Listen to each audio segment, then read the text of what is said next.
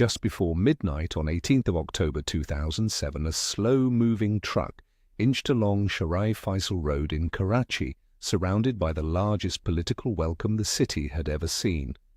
The truck carried Benazir Bhutto, twice elected Pakistani Prime Minister, twice deposed, 8.5 years gone. She had landed at Jinnah International Airport that afternoon to a sea of party flags, mango tree garlands, and rosewater bottles smashed against the tarmac by jubilant supporters. The crush of the welcome had reduced the procession's progress to less than a kilometre an hour. She was standing in the painted custom enclosure at the top of the truck, waving to the crowd, when she went below to write a speech for the rally at the Mazar-e-Quaid. At 12:13 in the morning, the first suicide vest detonated beside the truck's front left wheel. 20 seconds later, a second blast went off at the rear. The official Sindh provincial tally listed 149 dead. The Pakistan People's Party counted 177. At least 50 of the dead were her own party's security volunteers who had formed a human chain around the truck specifically to stop a bomber from reaching it. They did. She survived. She slept that night in a friend's house in Bilawal town and called her husband in Dubai. Bhutto had been negotiating her return for the better part of a year through Saudi and American intermediaries with the man who held the presidency of Pakistan. Pervez Musharraf had seized power in a coup in October 1999. He had ruled for 8 years. By 2007, his lawyers' movement was on fire, his Supreme Court was in revolt, and the American State Department under Condoleezza Rice had concluded that Musharraf alone could no longer hold the center against the rising Pakistani Taliban.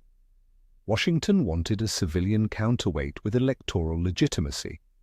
Riyadh wanted to retire its own ward, Nawaz Sharif, from the field. The compromise that Rice and the Saudi ambassador to the United States, Adel al-Jubeir, helped to broker was the National Reconciliation Ordinance, an executive instrument Musharraf promulgated on 5 October 2007, which extinguished a category of corruption and criminal cases against politicians who had held office between 1986 and 1999. The ordinance was tailored to fit one returning exile. Bhutto's name had been on the corruption files for a decade. Now the files were closed. She booked her ticket to Karachi for 18th October. She was returning to a country at the edge. 3 months earlier, the Pakistani army had stormed the Lal Masjid in Islamabad to dislodge an armed Deobandi cleric and his followers from a mosque and madrasa complex 1 mile from the headquarters of Inter-Services Intelligence.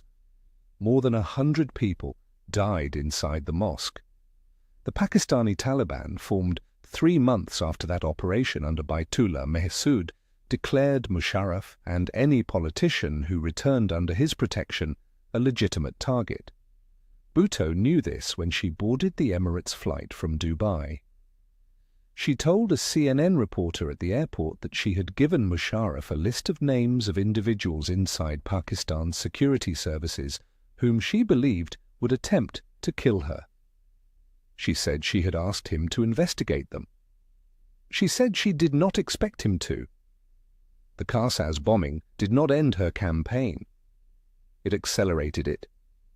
She told her closest aides that she had been afraid only of being killed before she could face the voters. Now she had survived the welcome, and she would not hide from the rallies that followed. She campaigned through November under house arrest after Musharraf declared a state of emergency on the 3rd of that month, suspended the Constitution, and dismissed the Chief Justice for the 2nd time. The emergency was lifted on 15th of December. She drove to Lahore on the 20th, to Multan on the 22nd, to Peshawar on the 25th. On 27th of December 2007, she addressed a rally at Liaquat Bagh in Rawalpindi, the same garden where the country's first Prime Minister, Liaquat Ali Khan, had been assassinated 56 years earlier. Leaving the rally in her white Toyota Land Cruiser, she stood up through the sunroof to wave one last time to the crowd. a young man in dark sunglasses fired 3 shots. A suicide vest detonated less than a second later. She was pronounced dead at Rawalpindi General Hospital. At 1816, she was 54 years old. The Pakistani Taliban under Baitullah Mehsud was named the principal suspect. Her husband Asif Ali Zardari, in Dubai with their 3 children, refused permission for an autopsy and flew with her body to her family's ancestral burial ground in Liaquat. The election that Musharraf had postponed to 18th of February 2008 was held on schedule. Bhutto's Pakistan People's Party won the largest bloc in the National Assembly. Zardari, now co-chair of the party with their 19-year-old son Bilawal, formed a coalition government with Sharif's Pakistan Muslim League and elected Yusuf Raza Gilani Prime Minister. On 18th of August 2008, threatened with impeachment by his own assembly, Pervez Musharraf resigned the presidency in a televised address from the official residence at Aiwan-i-Sadr. He left Pakistan for London the following spring. 3 weeks after his resignation, Zardari was elected to succeed him as the 11th President of the Islamic Republic of Pakistan. The transition Bhutto had returned to negotiate was completed. She had not lived to see it. This is the geometry of an exiled opposition leader returning to challenge a regime. The exile is long enough that the regime believes she has been forgotten. The welcome at the airport proves otherwise. The regime cannot move openly against the welcome because the airport is watched by foreign cameras and foreign embassies. Instead, the bomb arrives on the road. If the bomb fails, the second attempt comes at a rally. If the second attempt succeeds, the political system the returning exile activated does not switch off. It carries her name through the election anyway, and the regime that survived her briefly does not survive the vote that follows. Maria Corina Machado is 6 months into her own exile. She left Caracas in December 2025 after 11 months of hiding, travelled to Oslo to accept the Nobel Peace Prize she had been awarded in October 2024 for organising the Venezuelan opposition primary that won her 90% of its vote and gave her opposition coalition the documented tally that showed Edmundo González Urrutia winning the July 2024 presidential election by a margin of more than 2-1.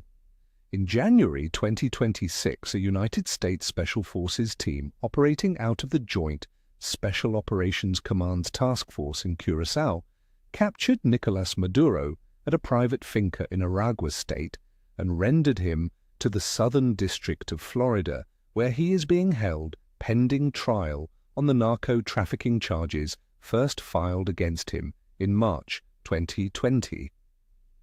The post-Maduro transition that Machado spent 2 years organizing the moral case for was handed, in the 4 months that followed, to a designated successor from the United Socialist Party of Venezuela, whom the Trump administration determined to be a more manageable partner.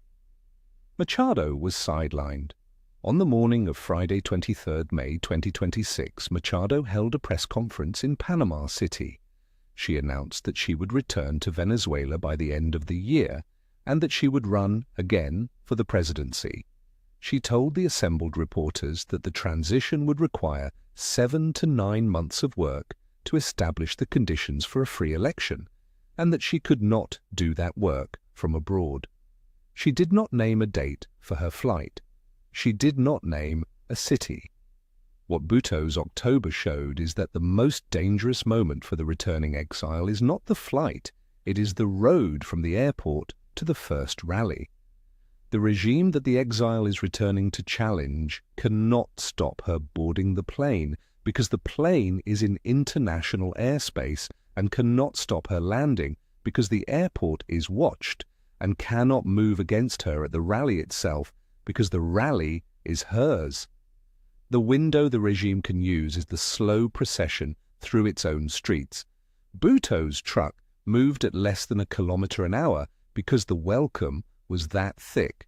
The bomber walked up to the wheel arch because the truck could not outrun him. Machado has been writing the question of how to land for 6 months. The Pakistani precedent is the one she has, in private, asked her security advisors to study. The procession through Karachi did not save Benazir Bhutto. It did eventually end the regime that killed her. The next president of Venezuela may have to ride the same road.